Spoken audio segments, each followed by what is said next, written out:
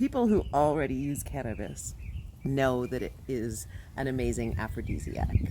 It helps the body to relax. It reduces pain and inflammation, stiffness, tension.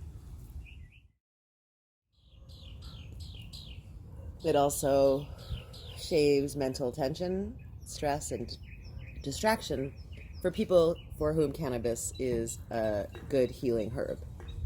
It's not usually the case that cannabis itself is the blame if anxiety or distraction occur.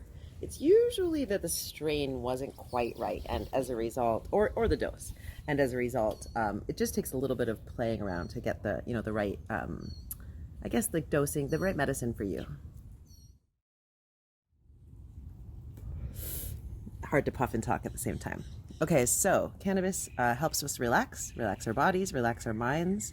One of its downfalls for sex, just because it popped in my head to say it now, is it can make things dry. So you've had cotton mouth. What about cotton vagina?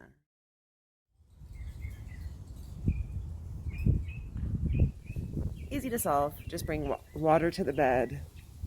Whew. Talk to your partner about how you're high if you feel self-conscious. If you're a woman who feels dry. Use a lube. There's lots of cannabis lube, so that kind of makes it easy. Okay, so back to the benefits, though, before we get into the troubleshooting.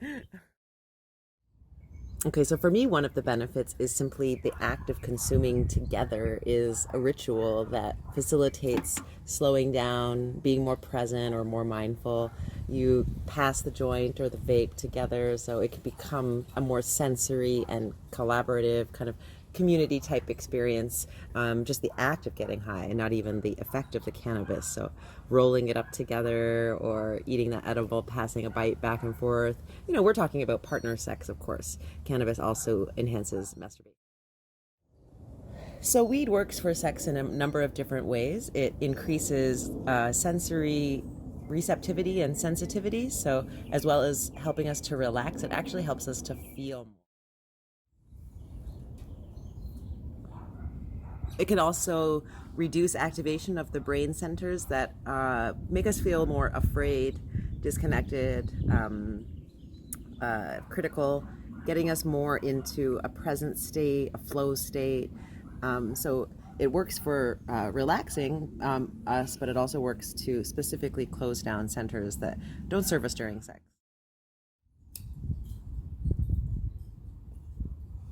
Okay, so what else? Cannabis also enhances sexuality by, what was I going to say? I have a whole list here, but there is a short-term memory loss thing for sure. You might forget if you already licked your partner on that side, you might. Oh yeah, so what I was going to say is it can help us to take the focus off kind of goal-oriented, orgasm, genitals, the kind of sex that porn likes to show. For those of us that want a more sort of tantric, less goal-oriented, or people who have, erectile dysfunction, for example, cannabis can make the whole foreplay, the whole sex session, just a big sensual wonderland without a goal. So enhancing the senses, deepening the relaxation of the body and mind, making us more mindful. Sure, maybe drying things out, but that's not much of an adverse effect.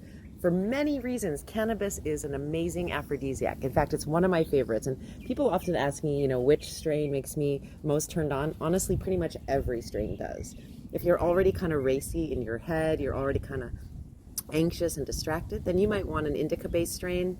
If you're already kind of couch lock and groggy and demotivated or lazy, you might want a sativa strain. But lately, research is showing that this demarcation isn't as simplistic. It's a little too simplistic. It's not as simple as we'd like it to be when talking about cannabinoids and cannabis.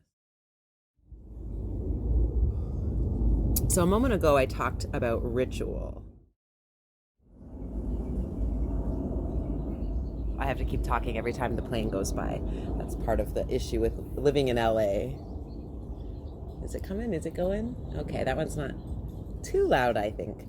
So yeah, we're talking about ritual and talking about how, we can reclaim, empty or, rituals that maybe in our childhood we were forced to enact through religion, but we can reclaim this idea of ceremony or specialness or ritual. And it might be as simple as just lighting a candle alongside your partner and turning on that kind of more sacred intention. It can be a really pragmatic event. It doesn't have to be something super duper kind of hippie and new age. And that's what you're drawn to.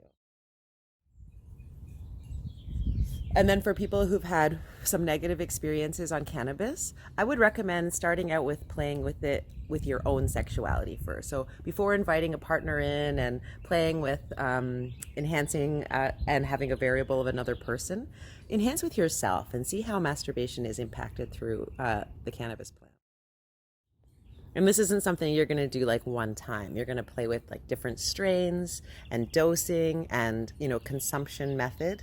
So, does an edible change your aphrodisiac quality, your arousal, your libido versus a dab? And I'm going to guess that indeed, yes, they're different. For the most part, edibles tend to be more of like a body high, so perfect for sex. The issue is sometimes they can be easy to overconsume on. You don't realize that you've taken more than you want. So find a company, with, a nice lower dose to start with.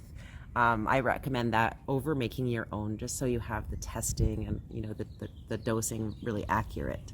I think it depends on the person, but 5 milligrams is a really good starter dose. But it depends on how sensitive you are. I know people who can have 50 or 100 milligrams really easily. So 5, is a pretty good starter, I think. And then dabs is sort of like, and vaping and stuff are sort of on the other end of the spectrum. Definitely not as embodied, but still a really great introduction to cannabis.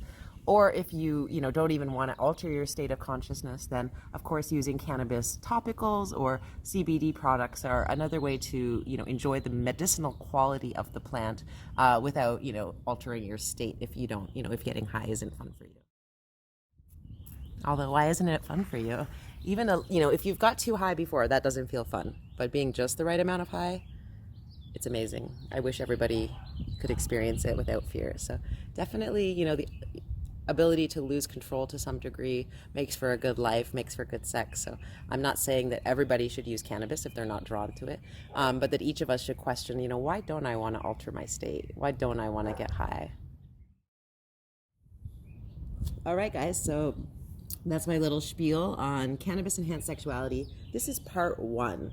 Part 2, we're going to get into tantra. We're going to talk about some things in more detail, but this one is going to be a free one that I'll be popping on IGTV, and then the deeper cannabis and sexuality talk and practice are going to be part of my online membership series that's coming in a couple of months. So this is a way early teaser trailer, but stay tuned. And that's it for now. Namaste. I love you so much. Bye.